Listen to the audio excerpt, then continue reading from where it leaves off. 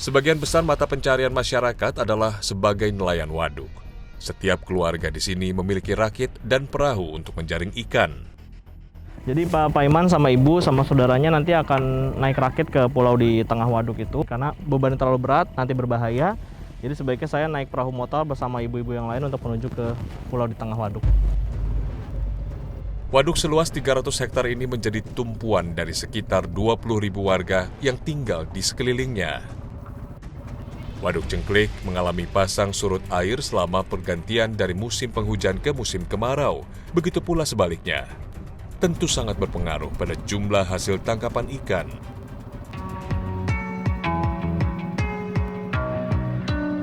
Bermodalkan peralatan sederhana, kami ikut dengan warga yang menjala ikan.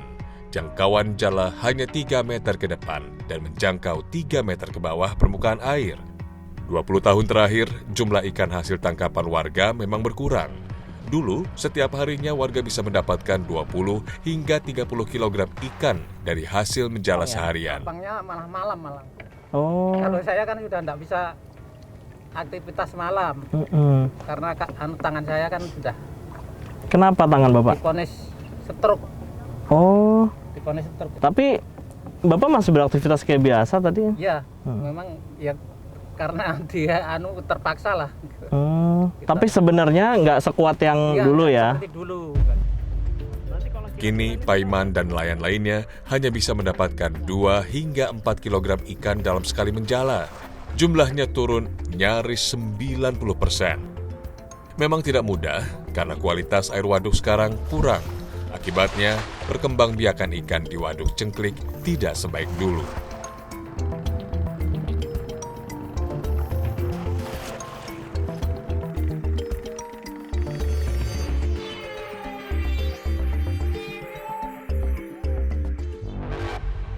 Pendangkalan Waduk Cengklik tidak bisa dianggap sepele.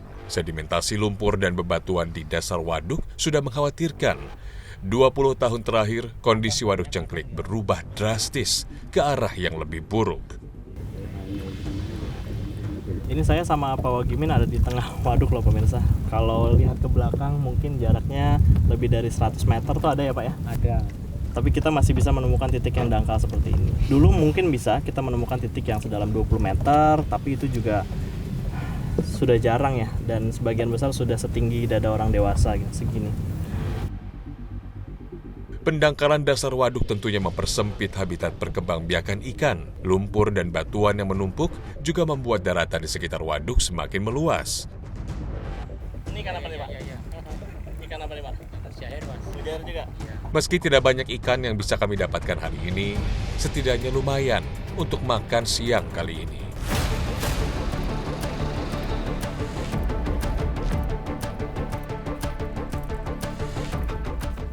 Ikan yang kami dapatkan kami bakar sebagai pengganti lauk pauk. Jika membeli sayur di warung, setiap keluarga harus mengeluarkan uang sebesar Rp20.000 per hari. Sementara pendapatan harian mereka tidak menjamin bisa menutup pengeluaran harian.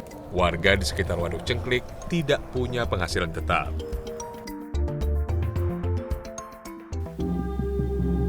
Ada banyak komoditi yang bisa warga manfaatkan sebagai sumber penghasilan mereka. Salah satunya adalah dengan memelihara bebek. Mariatun memelihara bebek di halaman rumahnya. Setiap pagi dan sore hari, ia menggiring bebek ke area waduk untuk membersihkan diri. Jarak dari rumah Mariatun ke waduk cukup jauh, sekitar 300 meter. Jika revitalisasi berlangsung dan nantinya area waduk ditutupi untuk sementara waktu, maka Mariatun akan kehilangan tempat untuk mengangon bebeknya setiap pagi dan sore hari. Kalaupun bebek milik Mariatun masih boleh masuk ke area waduk, dengan adanya pembuatan pagar dari seng selama proyek ini berlangsung, Mariatun sudah pasti harus berjalan lebih jauh dari yang saat ini ia jalani. Padahal mengurus bebek bukanlah pekerjaan mudah. Bebek cukup sensitif atas perubahan cuaca dan pola aktivitasnya, sehingga jika terjadi perubahan sedikit saja dari aktivitas hariannya, bebek berpotensi mengalami sakit, bahkan beresiko hingga kematian. Bu, saya kan tadi ngeliat jalurnya sekarang jauh nih.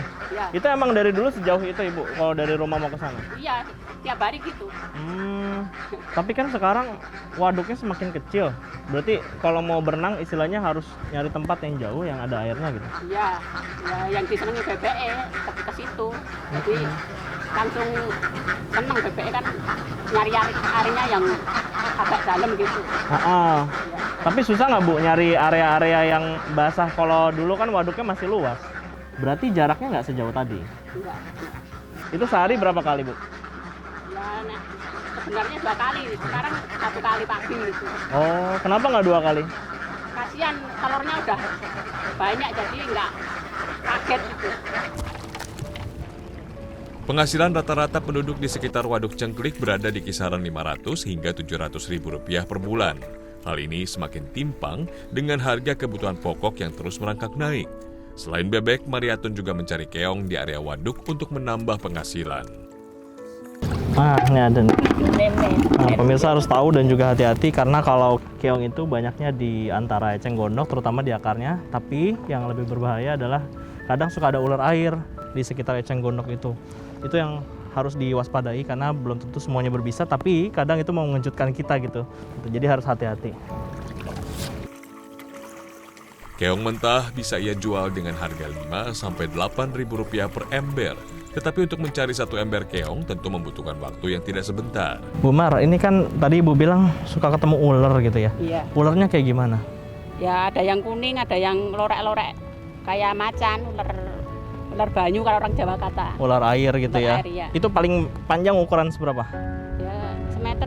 Semeter? Iya. Setangan gini ada nih? Iya. Waduh, serem banget. Itu waktu ketemu gimana? Ibu lari apa gimana? Diemin aja, jalan terus. Orang nggak ganggu, ya udah langsung sama-sama diem gitu. Oh, tapi nggak bahaya itu? Enggak. Keong biasanya dicuci dan dimasak menjadi lauk pauk untuk makan malam warga. Selain itu, warga juga mengemasnya menjadi sate keong. Jika mendapatkan keong dalam jumlah banyak, sate keong akan dijual kepada tetangga ataupun pemilik warung dengan harga Rp2.000 per tusuknya. Oh mas, oh sebungkus ya? Iya. Ya, terima kasih. Yuk sama-sama. Ini yang isi 8 ya? Ya, terima kasih Mas.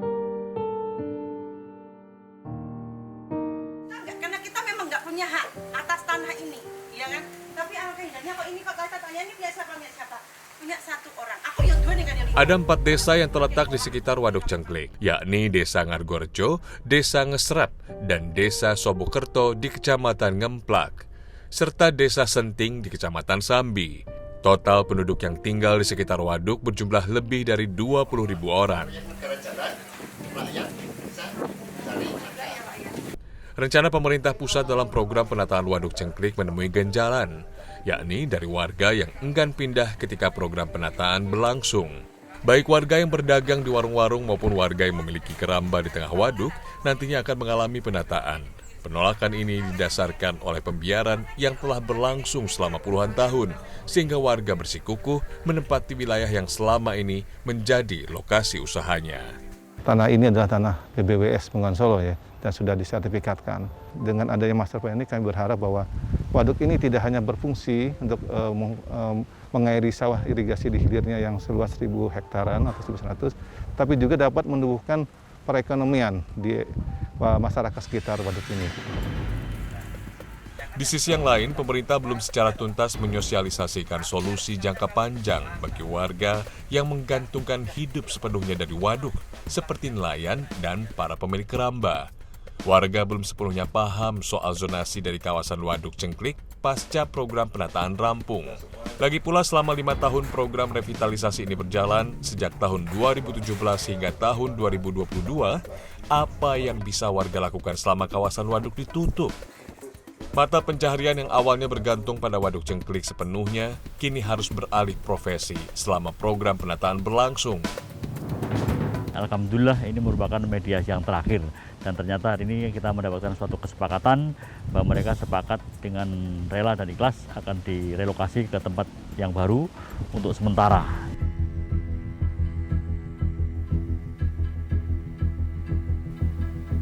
Waduk Cengklik awalnya merupakan bendungan buatan pemerintah kolonial Belanda yang rampung pada tahun 1930. Dulu, Waduk Cengklik mampu mengairi 16.000 hektar sawah, sementara kini kemampuan Waduk Cengklik hanya 10%-nya saja. Program revitalisasi diharapkan mampu mengembalikan fungsi Waduk Cengklik seperti sedia kala. Proyek senilai 35 miliar rupiah ini digawangi oleh Balai Besar Wilayah Sungai Bengawan Solo sebagai pengelola waduk. Kalau kita sebagai orang kampung, warga sekitar, kalau bisa kan kita dikasih tempat untuk dagang, kayak dermaga perahu gitu kan, khusus untuk warga sekitar, warga setempat kan, jadi kan yang menggantungkan nafkah dari waduk sini kan bisa enak kan gitu. Jadi kita nggak ngeluarin biaya kan kayak Pak Guyuban ngeluarin biaya buat bersih-bersih Anjang Gondok gitu kan. Ada beberapa aliran sungai yang berakhir di Waduk Cengklik. Salah satunya adalah yang membelah Desa Senting, Kecamatan Sambi. Masyarakat sudah tahu bagaimana menyalurkan kehendak mereka, tidak langsung komplain ke desa tetangga, tapi mereka kepada ketua RT atau pemerintah desa. Saya sebagai kepala desa, sering kan ketemuan koordinasi kepala desa kecamatan itu saya sampaikan kepada kepala desa di kedua desa, yaitu Kaden dan Jatisari, agar mengedukasi masyarakatnya untuk tidak membuang sampah di aliran sungai. Seperti itu. Aduh, Mbak, lumayan nih dapatnya hari ini. Plastik sisa sampah mereka bersihkan terlebih dahulu. Plastik dikumpulkan berdasarkan kategori warna untuk memudahkan warga dalam berkreasi.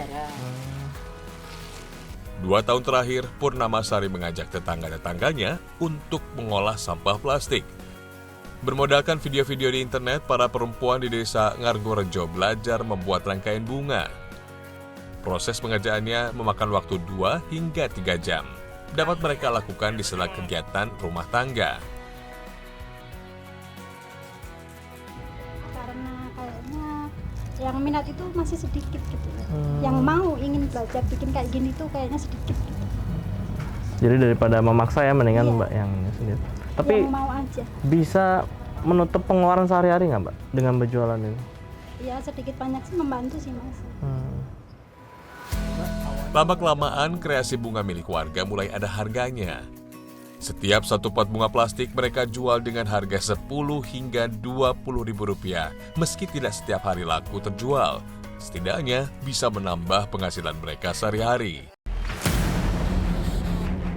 Potensi Waduk Cengklik begitu besar untuk bisa menyejahterakan masyarakat. Sumber daya alam yang melimpah hingga jumlah populasi yang besar seharusnya mampu memutar roda perekonomian. Namun tidak bisa dipungkiri, masyarakat butuh stimulus dan dukungan pemerintah untuk bisa bergerak lebih cepat, beberapa langkah lebih maju, dan mandiri secara ekonomi. Asalkan program revitalisasi Waduk Cengklik sesuai dengan tujuan awalnya, yakni dari rakyat, oleh rakyat, dan untuk kepentingan rakyat.